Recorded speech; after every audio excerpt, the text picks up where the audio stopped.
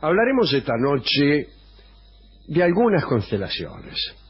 Orión era un gigante cazador, hijo de Euríale y Posidón. De su padre, que era el dios del mar, había recibido la facultad de andar por la superficie del mar, de poder caminar sobre el agua.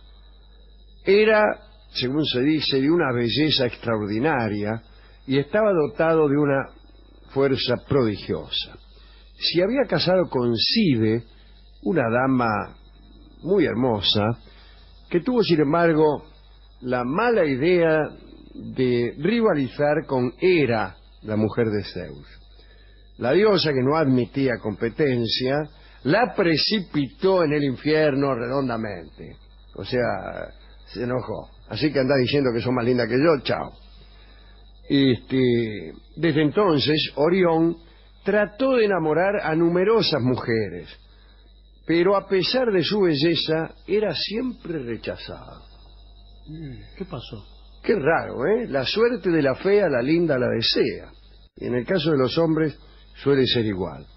Ahora bien, este Orión era incapaz de soportar esos rechazos, como muchas personas que uno conoce. Y entonces terminaba sus encuentros atropellando a las mujeres, tratando de poseerlas de prepo. Mirá vos. Esto sucedió primero en Quíos, donde Enopión, el rey de Quíos, le pidió que liberara a la región de unas fieras que andaban por ahí. Quíos era una isla, yo creo. Allí Orión se enamoró de Mérope, que era la hija de Enopión. Ni el padre ni la muchacha querían saber nada con el gigante. Y entonces Orión, borracho, trató de forzar a Mérope. Pero la muchacha supo defenderse, se escapó, y finalmente Orión fue expulsado de Quíos. Algunos dicen también que Enopión cegó a Orión cuando lo encontró durmiendo a la orilla del mar, ¿no? Según esta historia, Orión se dirigió al taller de Hefesto y se puso sobre los hombros a un niño que trabajaba allí, Sedalión, pidiéndole que lo guiara en sus movimientos de venganza. En fin, no se sabe cómo Orión recuperó inmediatamente la vista y entonces, ya sin el niño, cuya utilidad, siendo Orión una persona vidente, era perfectamente nula, marchó tras Enopión, pero no lo pudo alcanzar porque este hombre, Enopión, rey de Quíos, padre de Mérope, se refugió en una cámara subterránea que había construido justamente el mismo Hefestos. Aquí es donde aparece la única que lo quiso a Orión, la única que se enamoró de él. Pero en realidad se enamoró de él porque estaba maldita. Y esta fue Eos, la Aurora. La Aurora había tenido un romance con Ares, el dios Ares, nada menos que el novio de Afrodita, la diosa del amor. Y Afrodita se había enterado. Entonces la maldijo. ¿De qué modo la maldijo? Condenándola a estar eternamente enamorada, eternamente deseosa, diría yo, eternamente en celo. Y así estaba siempre en una actitud de acecho y cualquier colectivo la dejaba en la esquina. Así es que Eos, habiendo conocido a Orión, se enamoró de él. Pero ya no podemos contarla como un enamoramiento usual, sino como un enamoramiento fatal, hijo de una maldición. Bien, ella sí lo quiso y lo raptó. Lo raptó ella a él y se lo llevó a Velos, donde lo amó prolijamente. Un día en Beocia, Orión se encontró con las Pléyades, que eran 7, y se enamoró de todas ellas para no andar discriminando. Orión las persiguió durante 5 años. Es mucho perseguir para una persona atropelladora y abusadora, ¿no?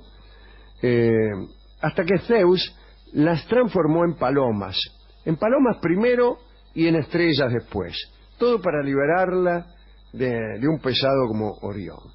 Orión también se enamoró de la virgen hiperbórea llamada Opis, que era una de las doncellas del séquito de Ártemis. Y desde luego intentó atropellarla, pero la muchacha se escabulló en unos bosques sagrados. Finalmente Orión se encontró con la propia Ártemis y trató de toquetearla un poco. Y en ese momento la diosa ya se cansó de Orión y le envió un escorpión que lo picó en el talón y le causó la muerte. En pago de este servicio, a saber, haber picado a Orión en el talón, el animal fue convertido en constelación, como si fuera algo deseable. Sí, págueme de otra manera. Lo mismo le ocurrió a Orión, que por casualidad es la más linda de todas las constelaciones, ¿no? La constelación que también se llama, entre los gauchos, la cacerola o el puñal. Allí están las Tres Marías en Orión, ¿no? Bien. Por eso en los cielos, esta constelación, la de Orión, parece estar huyendo eternamente de la más pequeña del escorpión.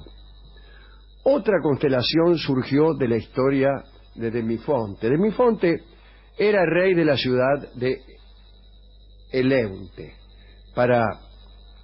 Y cierta ocasión, para terminar con una epidemia, había recibido de un oráculo la orden de inmolar cada año a una muchacha elegida entre las familias nobles de la ciudad.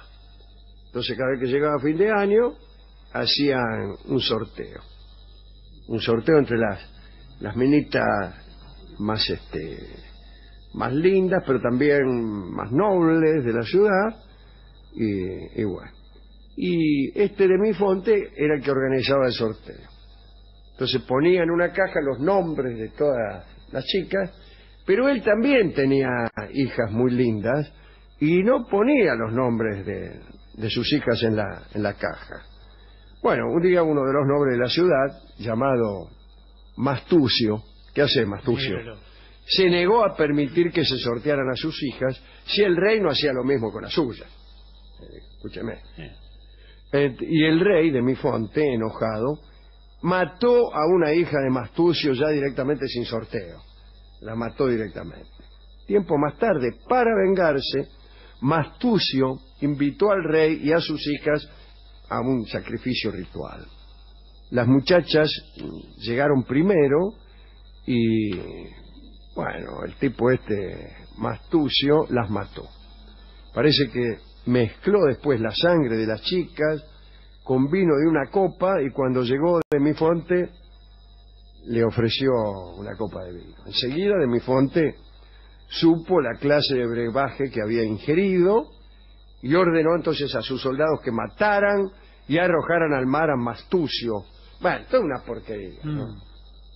Zeus se horrorizó ante aquellas muertes, se horrorizó probablemente ante la construcción dramática de esta historia que es horrible, ¿no?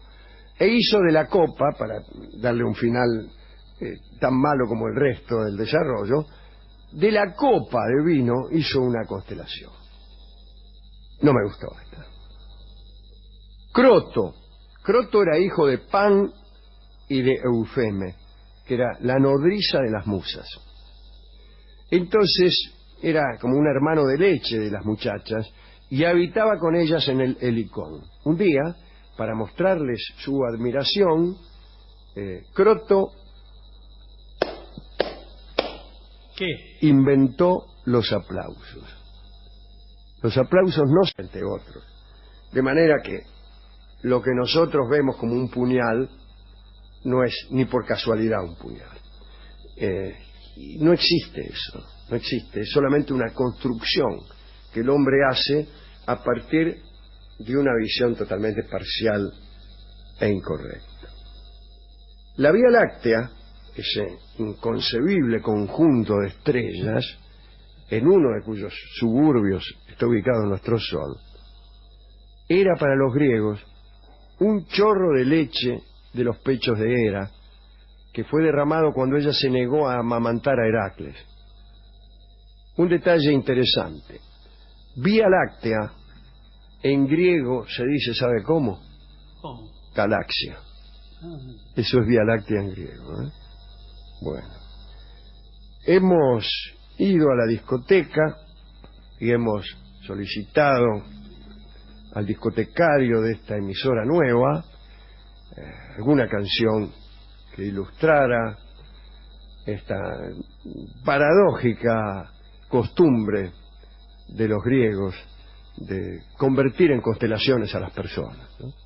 Es decir, convertirlas en una percepción fantasma, en algo que no existe. Es muy raro eso, ¿no? Pero está bien.